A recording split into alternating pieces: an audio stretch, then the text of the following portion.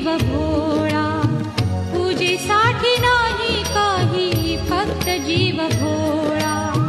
Palmer या भक्तांसाठी, Palmer या भक्तांसाठी यावी कृपामूर्ती. पंचप्राण